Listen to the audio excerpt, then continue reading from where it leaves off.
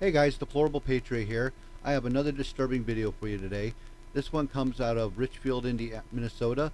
It's a sex ed curriculum used in Richfield schools asking students to role play gay sex scenarios. I really don't have too much to say about this one. It's pretty long and it's pretty self-explanatory. So let's just get right to it, guys.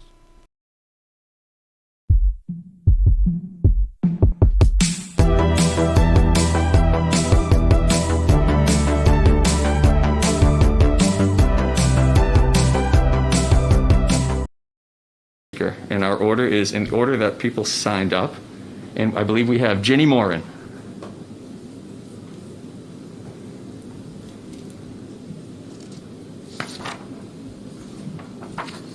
And we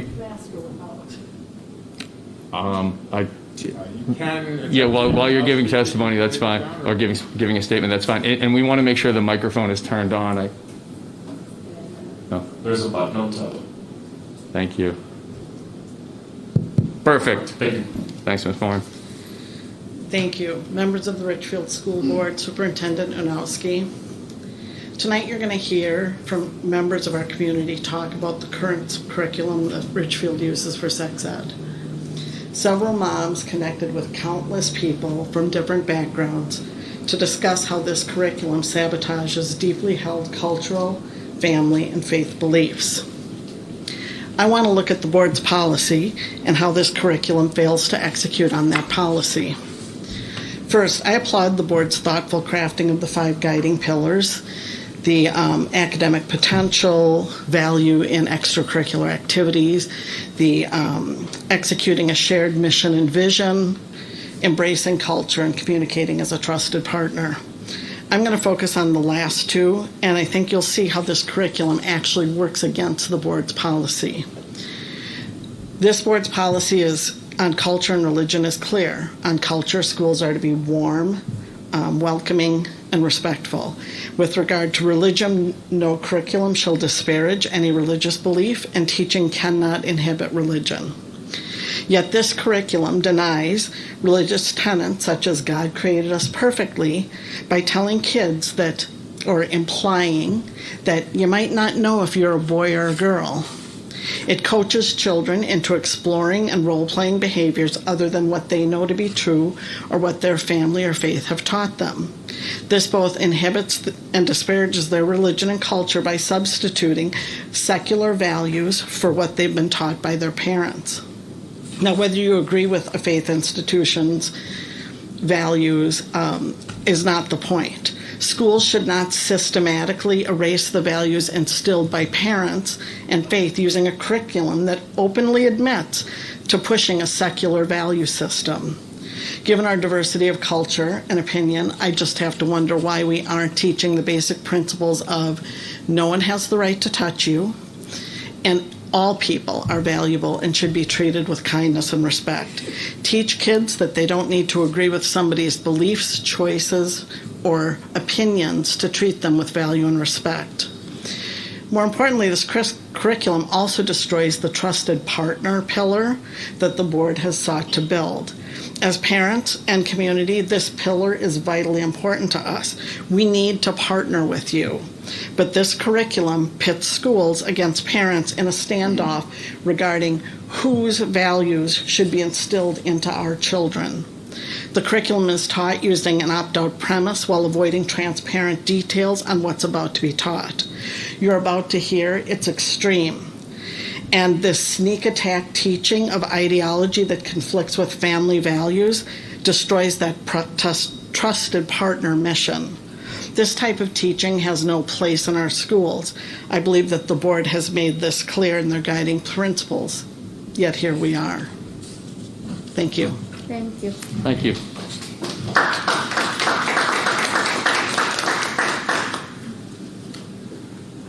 Our next speaker is Katherine Eckleberry.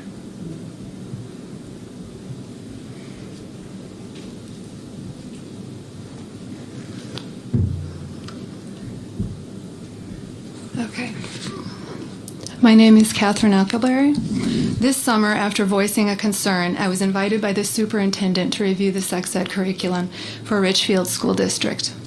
The few days I spent reading through the Advocates for Youth 3 R's curriculum, it was clear parents are intentionally being deceived and misled about what their children are being taught. The letter sent home to parents by the school district claims that this is age appropriate for grades K through 12. When is it age appropriate to teach a kindergartner what a clitoris is and to tell them it is a very sensitive little area? When is it age appropriate to coach sixth graders in asking consent for sex and tell them that they know best when to engage in sex? When is it appropriate to require ninth graders to role play a queer couple discussing sex? Everyone deserves to be treated with kindness and respect, no matter their race, gender, religion, or sexual orientation. But this curriculum goes far beyond teaching respect and tolerance and is intentionally confusing children about their gender and sexual orientation. In fact, in 2016, the American College of Pediatricians declared, quote, conditioning children to believe the absurdity that they or anyone could be born into the wrong body and that a lifetime of chemical and surgical impersonation of the opposite sex is normal and healthful is child abuse, end quote. The First Amendment was designed to protect freedom of religion. So how is it being honored when our children are being taught ideas that are a direct offense to deeply held convictions of the different faiths represented in this community and told that religious websites should be treated as an unreliable source of information when it comes to sexual health? The Richfield Public Schools letter also states that parents or guardians are the primary health and safety educators for their children. We agree with that statement. I am here tonight because the sexuality promoted in this curriculum is unacceptable. It promotes early sexualization of children, encourages promiscuous and deviant sexual behavior, undermines parental authority, and is destructive to deeply held religious convictions of our community. Regarding children, Jesus made his position clear when he said, "But whoever causes one of these little ones who believe in me to stumble, it would be better for him to have a millstone hung around his neck and be drowned in the depth of the sea." Thank you. Thank you. Thank you.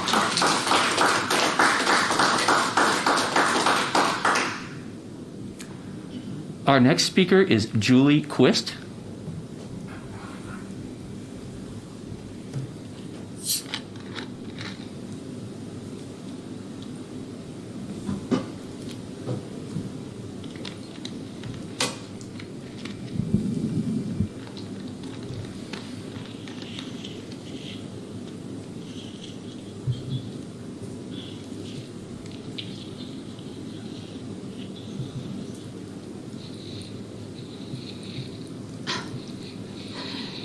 This is difficult.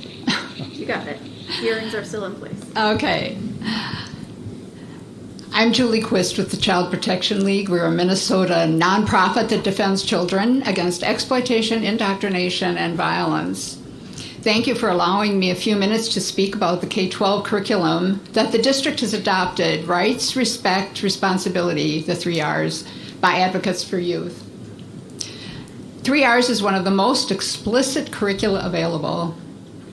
It sexualizes children and normalizes sexual behavior at a young age, teaching sexual pleasure, masturbation, anal and oral sex, and that consent is all that is needed. The alarming negative effects of early sexual activity are absent. For example, early sexual activity greatly increases a girl's vulnerability to STDs. An immature cervix has one layer of protection from invading STDs. A mature cervix has 30 to 40 layers of protection. You maybe didn't know that. 3 R's describes pornography use as normal activity for teens, when in fact, pornography is damaging and addictive to undeveloped brains. In summary, 3 R's is dangerous to young people. This immersion in explicit sexual material for students is being sold as a good thing, which with claims that it reduces pregnancy and STDs and increases condom use. But teaching K-12 students it's okay to be sexually active at a very young age is obviously dangerous. Proponents ignore the data proving this. And programs like the 3 Rs are not effective. The Institute for Research and Evaluation conducted a comprehensive study of the effectiveness of programs such as this. Out of 60 school-based studies, no credible evidence of effectiveness was found for sustained reductions in teen pregnancy or STDs.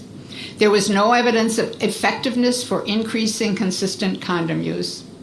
Failure rates included 88% failure to delay teen sexual initiation and 94% failure to reduce unprotected sex. 12% of these programs found significant negative effects on adolescent sexual health and/or risk behavior. Claims that explicit sex education has been proven effective are not supported by the evidence. In fact, there is far more evidence of failure than success, and it has produced an alarming number of negative outcomes for children. Thank you. And I have references to those studies that and information that I referenced that I can send to you, email to you if you'd like me to. So I will do that. Thank you. Thank you.